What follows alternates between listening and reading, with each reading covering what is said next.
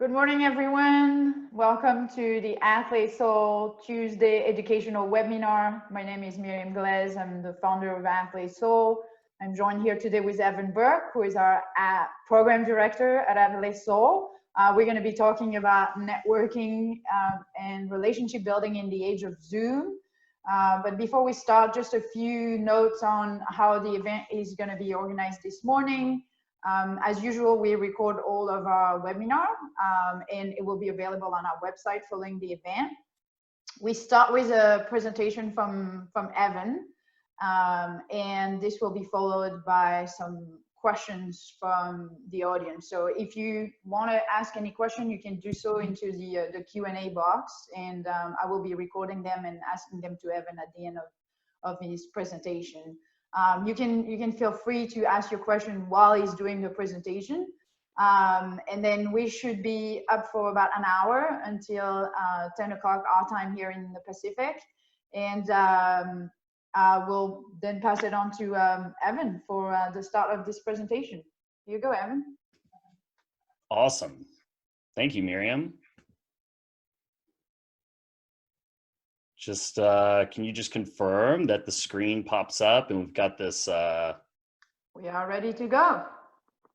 All yours. Okay. Beautiful. All right, guys, welcome to Networking in the Age of Zoom. My name is Evan Burk. Like Miriam said, I am the program director here at Athlete Soul, and have been very fortunate to have experienced a career that spans from fourth grade football to the NFL to professional esports, and now my work with Miriam and working with elite athletes as they transition from their sporting careers into their civilian lives. And it's a very unconventional path because typically people that are in sports, especially football, they're former players, they're sons of coaches, they're sons of executives, and I wasn't any of these things. And one of the great reasons I was able to achieve some of the successes and positions in my career was through networking. So I'm going to share a little bit about that today. It's something I'm very passionate about and can really trace everything that's happened to me really since college back to relationship building and having the ability to network. Am I going to share the secret sauce? Yes, not to spoil it, but it is persistence. It is getting knocked down multiple times and getting back up and trying to be as unfazed as possible. So just a question for everybody out there, who do you want to connect with, right? Like you're attending this webinar, who are you trying to connect with? And I think that's really important as we start thinking about networking. Is it a specific person? Is it somebody in an industry? Is it somebody that can connect you to a job? Is it trying to find a mentor? There's a bunch of different reasons that we're going to be reaching out to people and trying to build these relationships. So I think just to start out with, just ask yourself, why am I interested in networking? Who am I interested in connecting with? I'm going to tell you a brief little story. So this is me, February 2018, lost. I had just finished a 12-year coaching career with coaching in the NFL, coaching in college.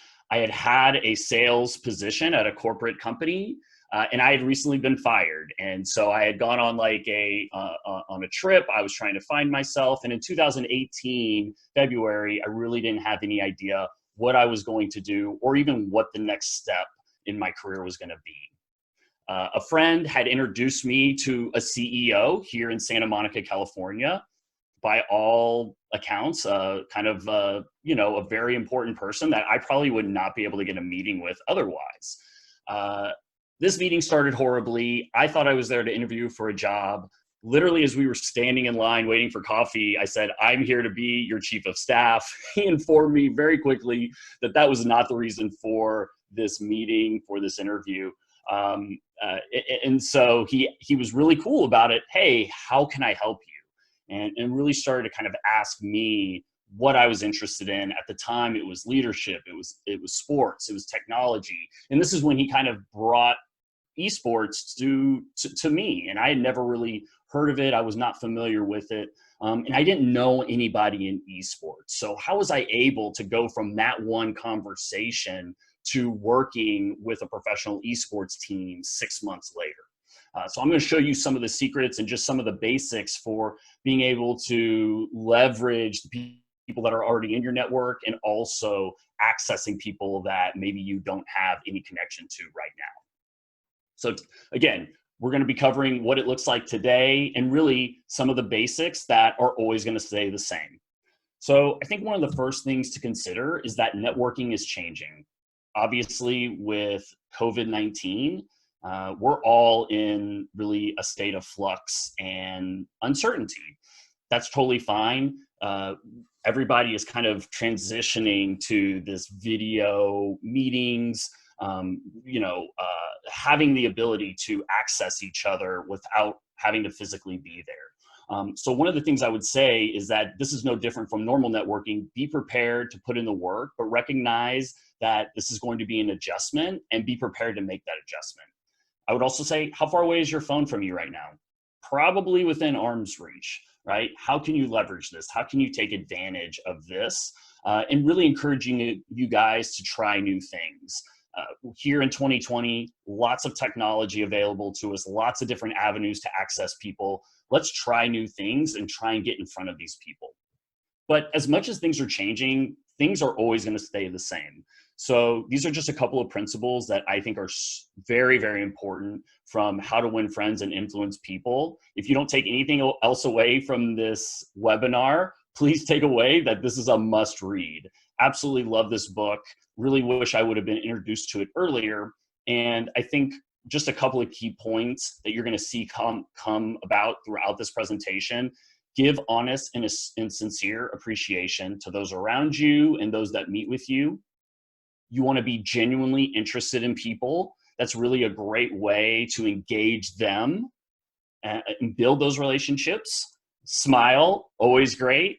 And then just a couple of points, you're going to see that it's always about the other person. You're always trying to encourage them to talk about themselves, being interested in them. And I think making the other person feel important is just one of the keys to having a friendship and building a relationship. So let's just look at it one of two ways, right? Like you either know somebody or you don't know them. And so I think especially right now, as we're thinking about networking at social distance, number one, you want to connect with everybody you know. Miriam had shared with me the other day that she was building out a list of all of her friends and contacts that she wanted to reconnect with right now.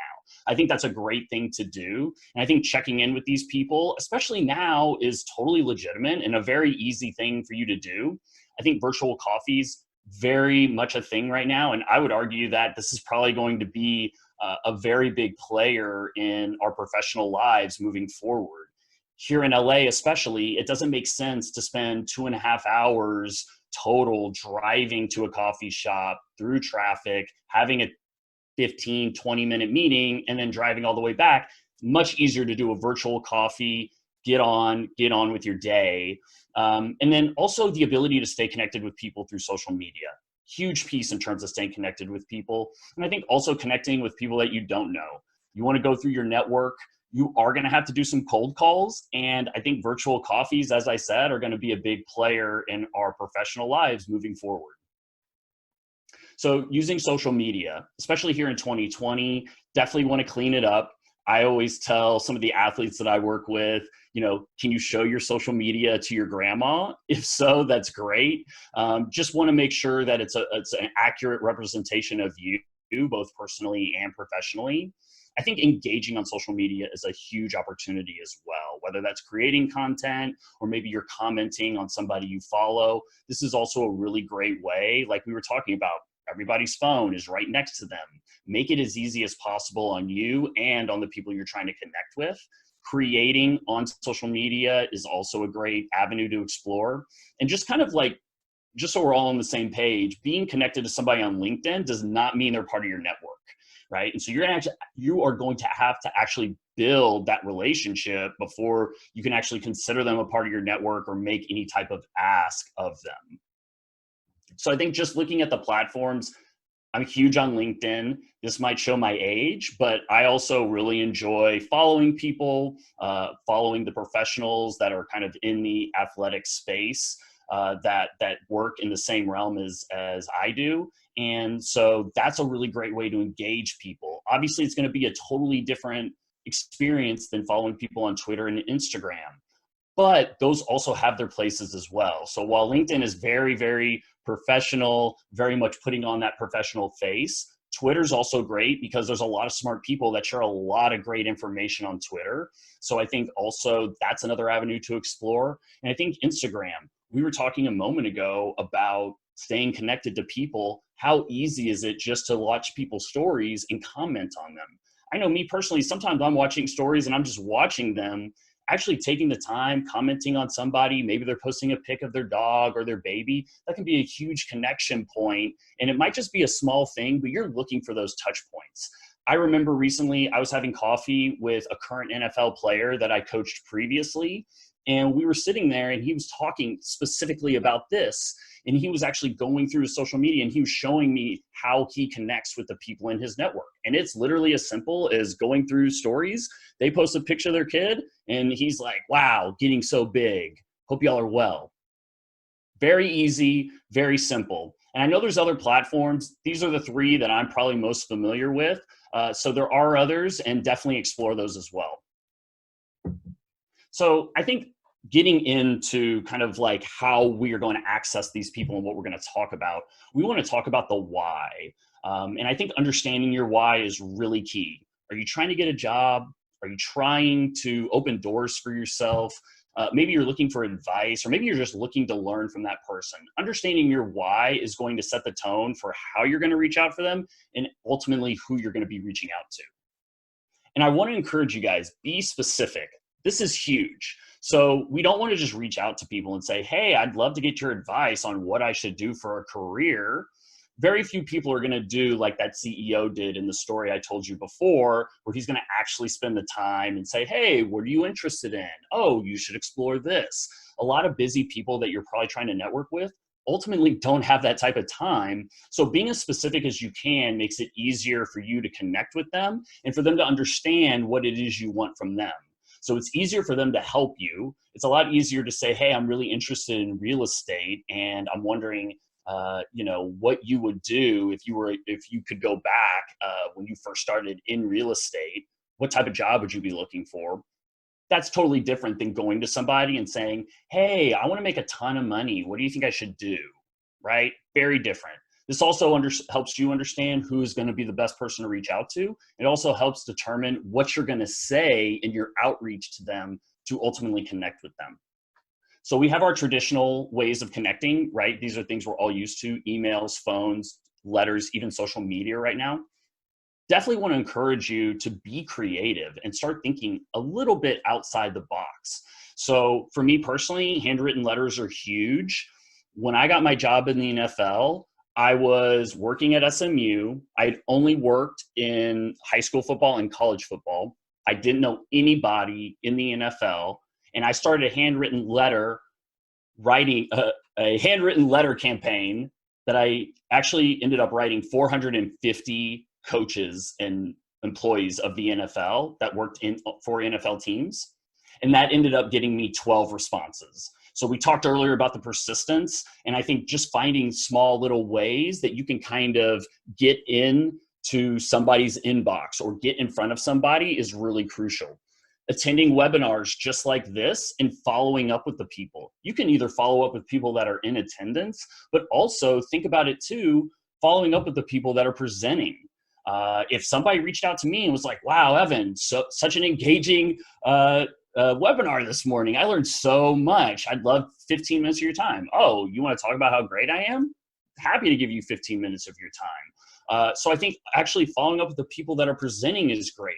Asking somebody for a podcast interview, totally different than just asking to chat for 15 minutes. And I think also creating content online, letting people know kind of what you represent, what's important to you, and then also finding that content online specifically from people you're interested in connecting with and engaging with that. maybe adding something valuable to that conversation can be a great way to get them to at least know who you are, and maybe access that person. So we talked about finding people. You either know people or you don't. So I would really encourage you, as we start thinking about reaching out to people, to first explore your existing network. And then obviously there's going to be a bit of cold outreach. And I think this should probably be balanced. So where are you going to find these people? You're going to find these people, like we just said, in your current network. So LinkedIn is a great way to kind of see if you're connected with somebody, or maybe you have another or a friend of yours that's connected to somebody you wish to talk to. Now, don't just reach out to that person. The third person, reach out to the person you're connected with. Reach out to your friend and say, hey, I noticed you were connected to Mr. Rogers. Can you tell me a little bit about that? Like, are you close with them? I do that a lot. And sometimes friends are just like, hey, to be honest with you, I met that person once 5 years ago. Okay, so you're probably not that close. Other times they might be really close. Also doing research on company websites, social media. Another great avenue is actually going through your alumni association at your school and really just trying to find out who are some of the people that maybe are in your industry that have been successful. Or if you do find somebody that went to your school, that's a great touch point. That might not seem like a big thing. They might have been at your school 10, 15 years before you, or maybe 5 years before you, but that's still a great touch point. So thinking about our existing network, we want to go to the people that we know first. This is going to be more comfortable. And a big piece of this is actually reconnecting with your network. So I think also asking for introductions within the network, like we just talked about, going to those people, hey, I'm really interested in learning about finance, specifically investing. Do you know anybody that I could speak to or that would be good to like research? And a lot of times, oh yeah, you should talk to my friend Matthew or whoever it is. So I think that's a great way to kind of ask people in your network. And again, this is why being specific about what you're looking for and why you want to connect is huge. And then do your research. We just talked about finding people that went to your school. If you find someone like that, again, great reason to reach out to them. Maybe they grew up in the same town as you. Maybe they post something on social media about the Dallas Cowboys and you're a huge Dallas Cowboys fan. All of those are great reasons to connect with them. So when you're reaching out to the people in your network asking for introductions, one of the important things to think about is targeting specific people, number one, or a specific reason. So like we just said, maybe that specific reason is connecting with people in finance. Maybe that's a specific person. I think being polite and making a clear and concise ask. So the way that I do it is, hey, if you're comfortable with it, would you mind introducing me to Mr. Burns? Right? So it's kind of like putting it to them, like, hey, if this is something you're comfortable with, I would love to be connected to this person because I'm really interested in this industry. And I think that's a great way to kind of let them know specifically what you want. It makes it a little easier for them to maybe access maybe that VIP or maybe access that person if you're clear about what you want. And then when you're actually connecting to that person, make sure you reference your connection. Don't just reach out and say, hey, somebody said I should reach out to you. Should be very specific. Hey, Mr. Burns, my aunt, Linda Brady, you guys went to Laney High School together and she gave me your information. Even if Aunt Linda comes to you and is like, hey, yeah, Mr. Burns said to reach out to him. These people are oftentimes busy. They get a bunch of people reaching out to them. And if you just reach out and say, hey, this is Chris, they may have no idea who you are, or they may not remember that conversation with Linda. So always be specific, always reference your connection. So connecting with people we don't know, like we talked about, being persistent is huge. I think being creative, connecting with people online, engaging with their content online, if you see that they're active, I think, handwritten letters, anything that kind of is a little bit out of the ordinary can be great ways to connect with these people. And I think being realistic is also important too. If I sit here today and say, oh, I want to connect with Mark Cuban and have a 20-minute virtual coffee with him, I love the high standards, but that's probably not as realistic is saying, hey, you know what? I'm really interested in the restaurant business. Let me go to this restaurant owner that I know owns 4 restaurants here in my town and ask him for 20 minutes. That is probably a lot more likely. So kind of balance out your kind of wish list of VIPs with people that are probably more realistic. So also understanding the mindset of a busy person, you don't want to waste their mindset is going to be, I'm busy, don't waste my time, right? Next, delete, no. Or their attitude is probably going to be, I'm busy, but I try and pay it forward. I was in that position before. I recognize where Sarah's coming from. Let me take 20 minutes and pay it forward for them. Now, with this, effective communication is going to be really important. And I think you're going to see that as you do more research, as you refine essentially your pitch to connect with these people and build these relationships, you're going to get more repetitions of emailing them and finding out specifically what works, specifically what doesn't. I shouldn't have asked for that, or I was too vague when I asked for that. Those are all great repetitions, especially as athletes. We all understand that it's all about practice and getting better continually.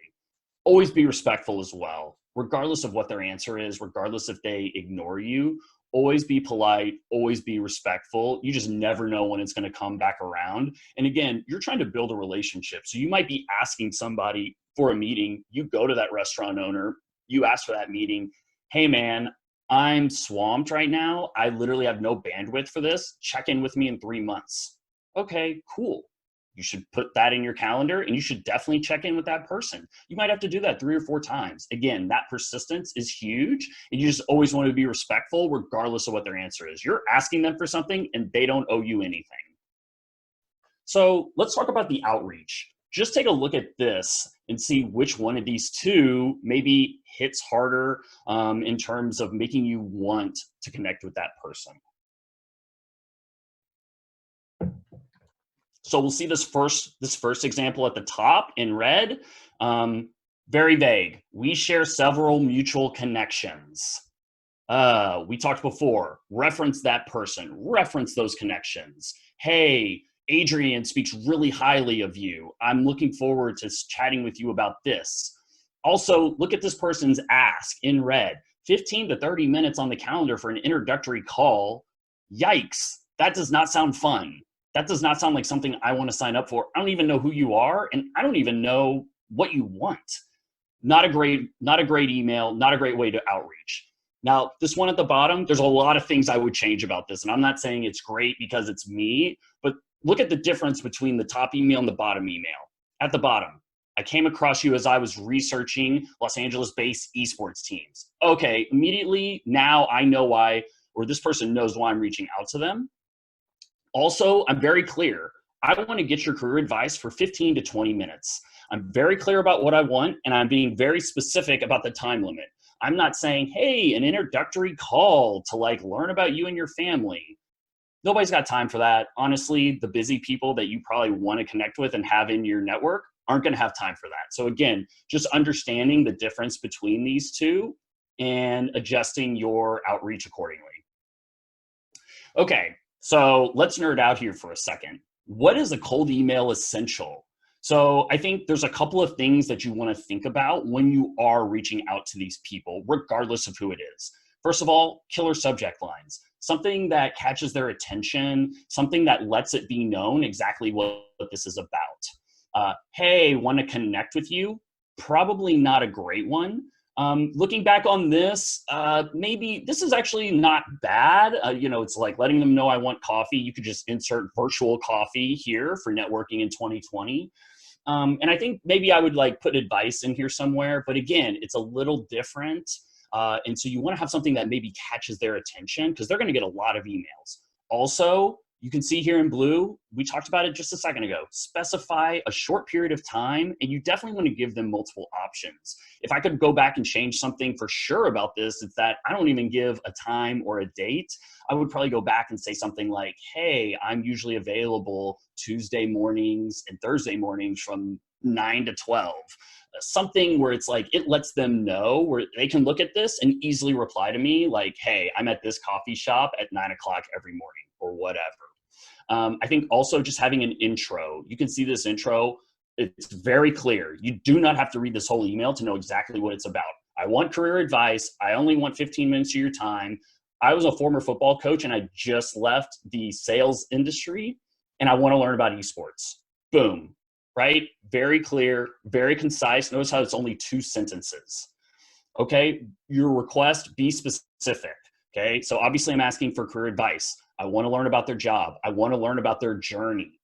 Know what the choices they made that led them to where they are. I think that's incredibly powerful because it lets that person read this and say, okay, they're not just asking for an introductory phone call. They're just not asking to connect. They want to know specifically about me and my journey. Think about it. That is everybody's favorite subject. We talked about winning friends and influencing people at the top. That is so key. You don't want to get that meeting to talk about you. You want to learn about them. They've had the success. You want to learn from them. The goal is to minimize the back and forth. As I said, I would probably give some dates and times, but again, I'm being very accommodating to this person's schedule. I can meet you for coffee or your office, whatever is convenient. I'll work around you. Always want to work around them. Best time to send your email? I sent this on Saturday at noon. I have no idea why. I could have probably been a little more strategic, maybe sending on Sunday evening or maybe Tuesday, Wednesday, Thursday morning. Just a time when people are typically getting in their email. Friday afternoon, probably not a great time to connect with people. But, you know, hey, look, who would have thought a weekend at noon would have been a good time? And this email ended up hitting home, as I'll explain in a minute. And you always want to proofread and check your formatting. So I've got esports highlighted here. For anybody that's familiar with esports, this is a total X. This is a huge giveaway that you do not know what you're talking about and you don't know esports. It's capital E sports, or it's all lowercase. You do not capitalize the S in esports. I quickly found that out, but I could have done more to research and understand that this was a huge faux pas. So, you know, we're talking about reaching out, and now that person has agreed to meet with you. So, what does your preparation look like as you get ready for this meeting? So, number one, treat this as an interview. Do not go in casually. You can see my man here in the bottom right-hand corner. He's just chilling. He hasn't shaved. He's got his shorts on, his white tee. Not the type of persona you want to give off when you're jumping on a virtual coffee or you're connecting with these people, right? Treat this as an interview because essentially it is. Dress professionally. So I saw something this morning on Twitter. There's a guy who's like in his suit top, but he's in shorts. And then they actually like pan down on the shot to get his shorts. Just like a not a good look. I know a lot of people on TV are doing that. But I also think there's another piece to this. If you're going to have a meeting with a VIP or you're going to have a virtual interview, like dress up. It makes you feel better. Put on the whole suit. Put on the shoes. Look, it's only going to be for 30 minutes. It's not like you got to get in the car and ride over there, walk over there. Dress professionally. Always prepare questions. What is it that you want to know about this person and their journey? And then I think also finding a professional setting or backdrop. You know, I'm trying to do my best with what I have here. You know, if I was a true YouTube influencer, I guess I'd have like my bookshelf and all my books that I'm reading right now. I don't have a bookshelf that's 6 feet tall, so we'll just roll with this. But again, we don't want to have like a lot of stuff in the background. You want to definitely raise your camera to where you're eye level with the camera. It's not just you're not looking down on the camera. And I even heard somebody recently that they booked a conference room at a university because they were going to have this very professional meeting with a CEO. That's another great idea. Just doing your best to understand that what you're portraying on this virtual coffee is going to be their first impression. So definitely prepare, pull out all the stops. So for people that are getting into the meeting, it is really your meeting. So do not show up to a VIP or anybody that you're looking to connect with to get on there and say, hey, Miriam, yeah, excited to chat. Not great, right? You are in control. Take control of that meeting immediately. So you walk in the room or you log on to Zoom. Oh, hey, yeah. Oh, it's so great to connect with you. We call this building rapport. Oh, I saw you posted online that, you were upset that the Patriots traded out of the first round. How did you know that? What you knew that was going to happen? Come on. You're trying to find connection points, and it could be anything. You can just be like, oh yeah, it's like usually it's sunny here in Santa Monica, but it's raining, so why even go outside?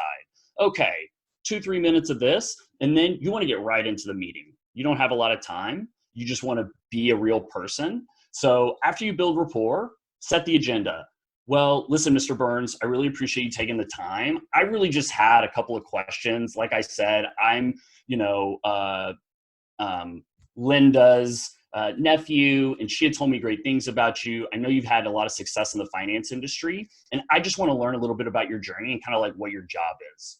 Great. Even if I totally didn't even remember why this got on my calendar, now you've told me in a succinct 2-sentence intro of what we're actually here to talk about. Okay, and then transition immediately into the meeting. So yeah, I saw that you had a career previously in sales, but then 25 years ago you switched to finance. Why was that? All right, and then ultimately get to the point. We talked about your why.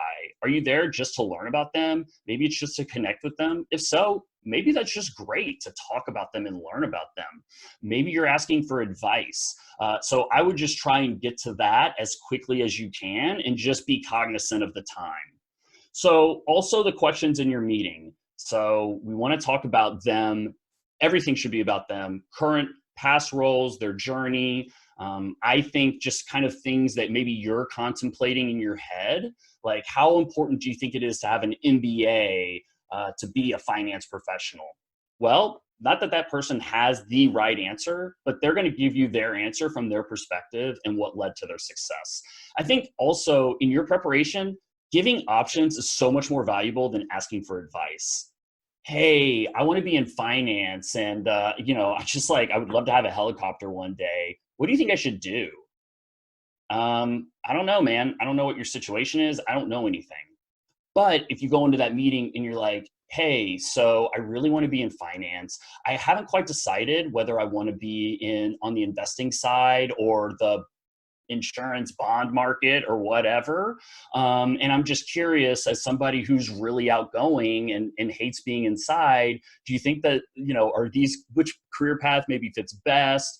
What do you think is best? So that is a lot easier question for somebody who has experience in that world to answer versus, hey, I'm interested in finance. What do you think I should do?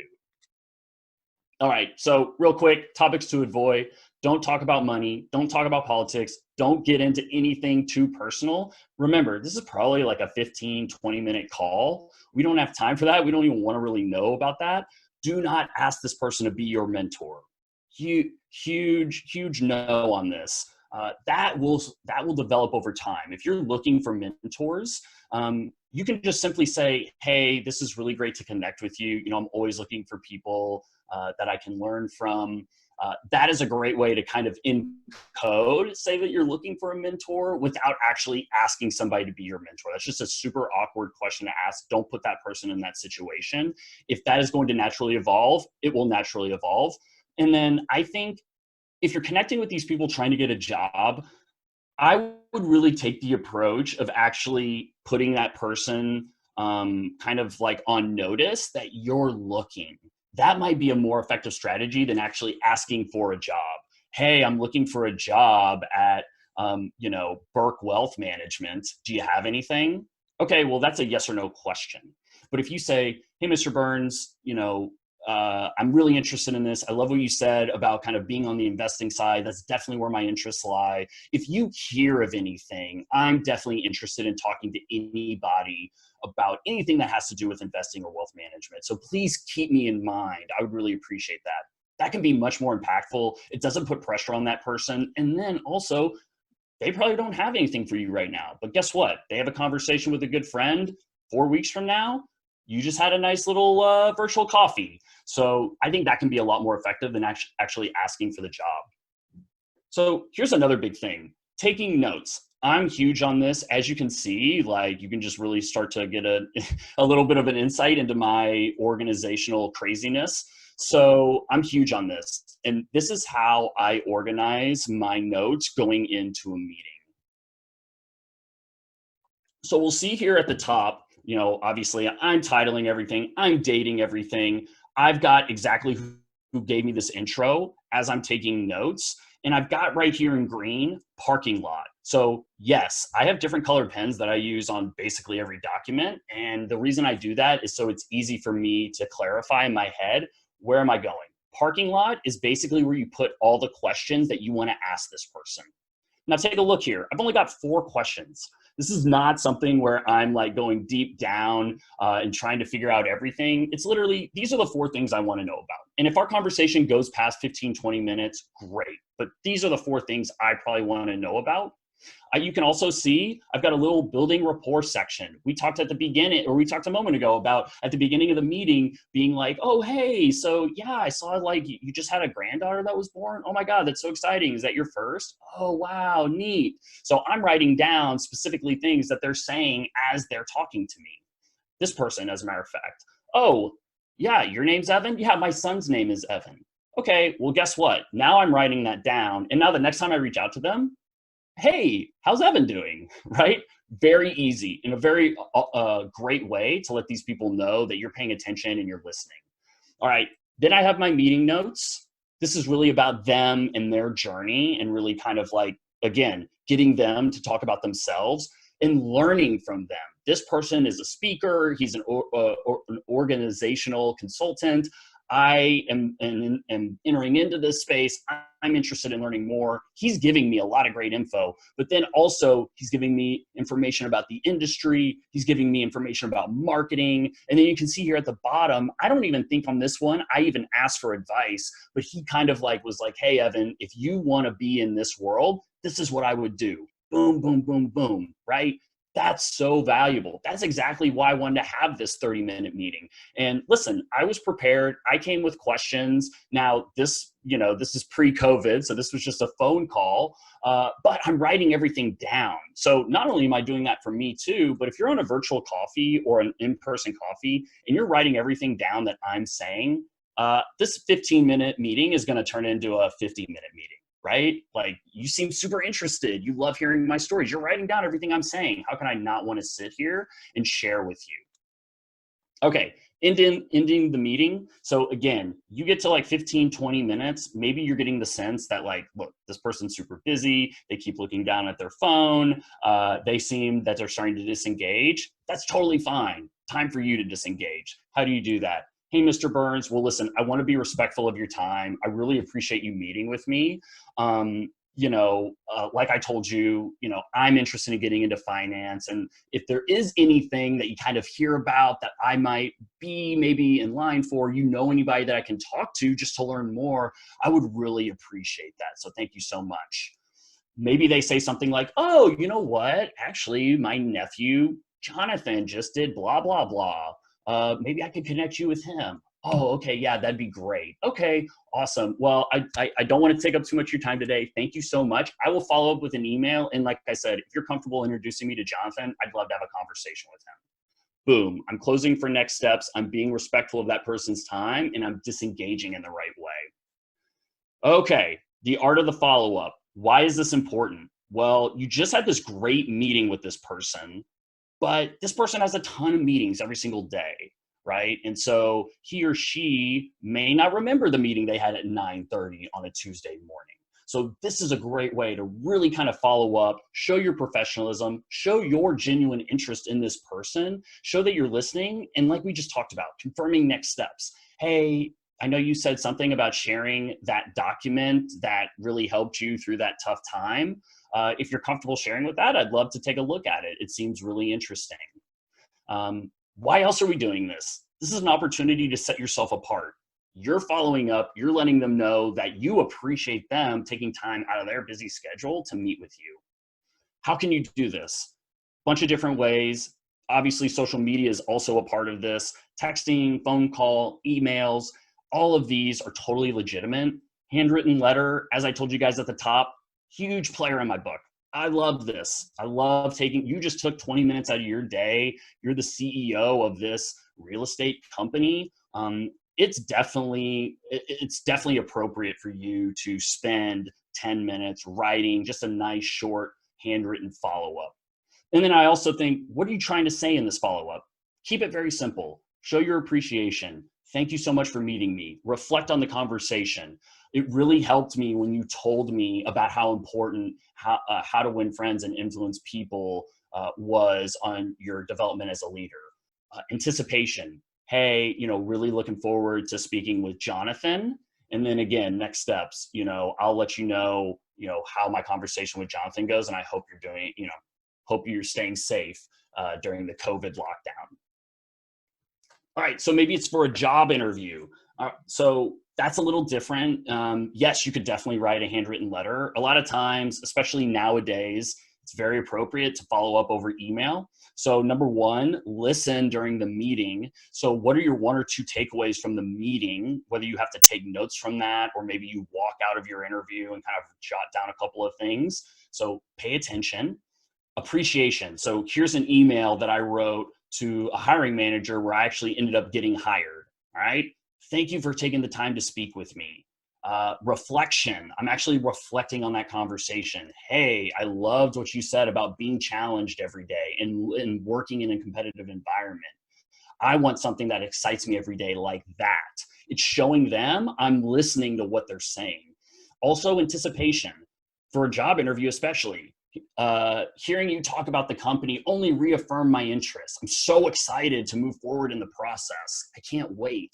And then I'm closing for next steps. Look forward to hearing from you, or look forward to hearing from Kendra to confirm the next steps. Or if there is the next step, if we're going to have a call next week, hey, I look forward to chatting with you at noon Pacific time on Thursday. I will call you, or you feel free to reach me at this number. Have a great week, right? Very simple, but very, very key in terms of our follow-up to all of these. Handwritten notes. So why would we do this instead of sending an email? Well, because we're talking about building relationships. We're talking about setting ourselves apart. And so we want to make an impact. And I think you can see from the link here, not anything super long. One of these handwritten notes right here, and yes, I'm such a nerd that I take pictures of all of my handwritten notes and keep them in a digital storage. So one of these notes is to an NFL head coach that I interviewed with. One of these notes is to a minority owner of an NFL football team.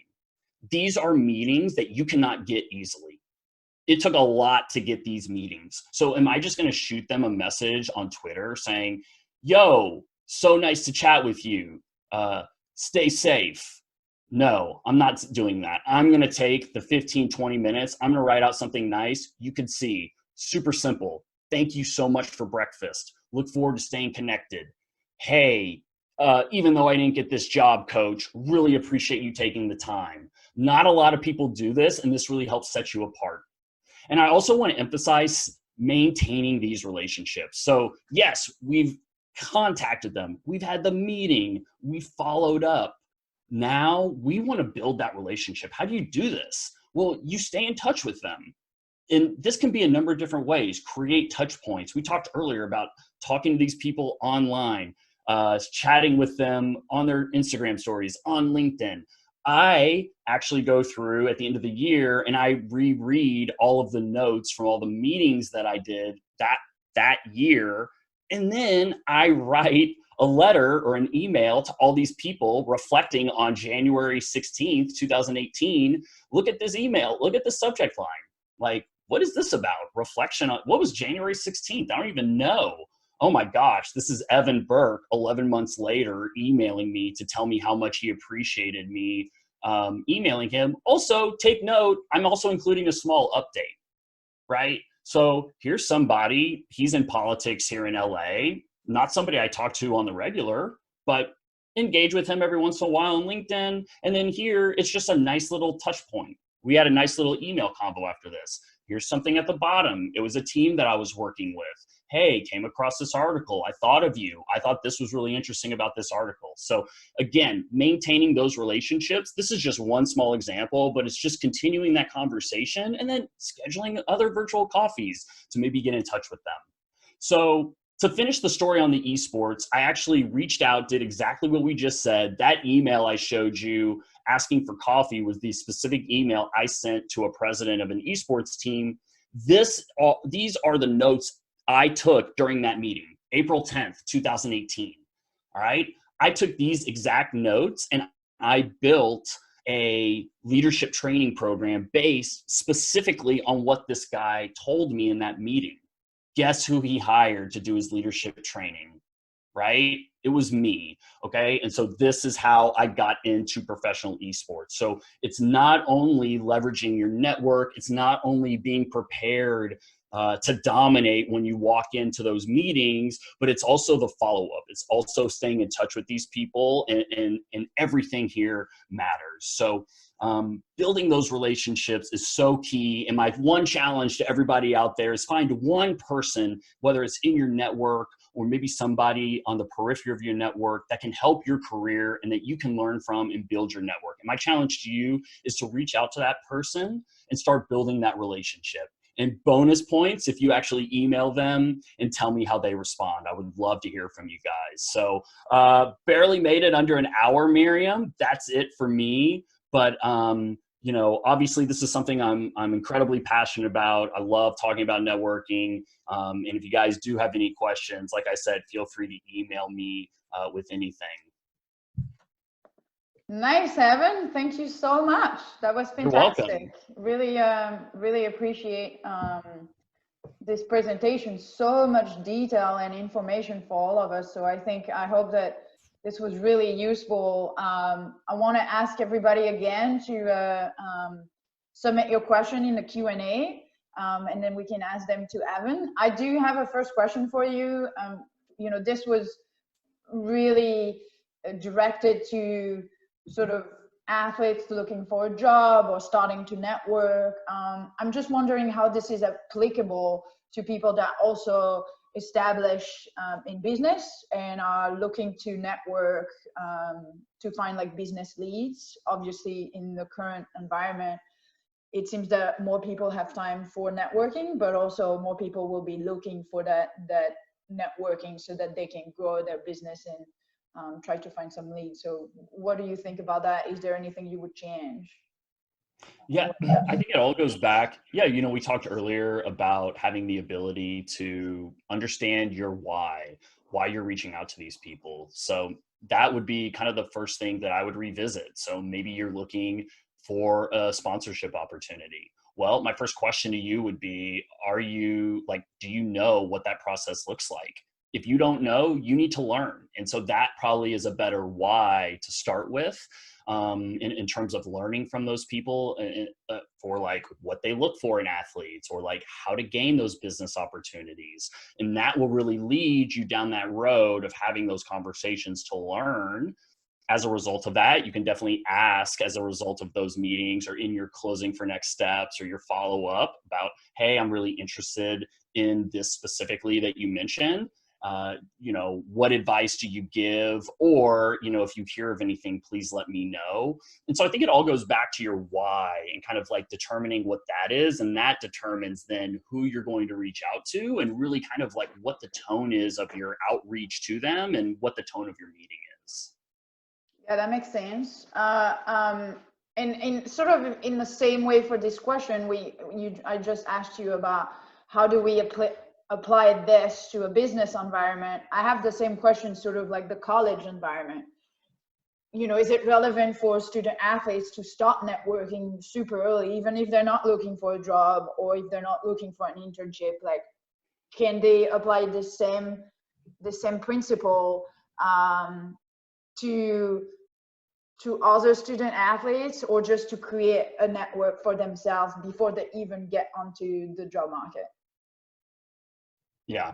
So a lot of athletes, especially college athletes, do not realize that this is the most marketable they will ever be. And it is never going to be easier for them to create those connections. And so 100%, like if you are an athlete, especially a college athlete, I would definitely encourage you to not only be cold reaching out, but also going through your alumni association. That can be a great way. Specifically, let's just take, a lot of athletes, sometimes they're interested in like broadcast journalism, as an example. Well, those are hard people to get in touch with. They have, tens of thousands of followers online. They're just not easily accessible. But if you have one that went to your school, that's a great way to reach out. Hey, Ashley, my name is Evan. I know you work on the Pac-12 network. I also, went to University of Colorado. I'm looking to get into broadcast journalism. That is a lot more powerful saying like, I'm a current University of Colorado softball player or basketball player than, oh, I'm an ex-player. And a lot of athletes don't understand that, especially in college. You're focused on a ton of different things, but this is actually the best time to start building those relationships. And so I really am huge on taking advantage of that. As a matter of fact, even when I was in my late 20s and 30s, I was on some tremendous college campuses. And I always look back on that time and really kind of like think to myself, man, I really didn't quite see the whole picture. I should have been networking with not only coaches, because you think about a college environment, you have a ton of student athletes, like you just mentioned, Miriam. You have a ton of great coaches and leaders that are there that you see on a weekly basis that you can get a 10-15 minute meeting with. That would be amazing.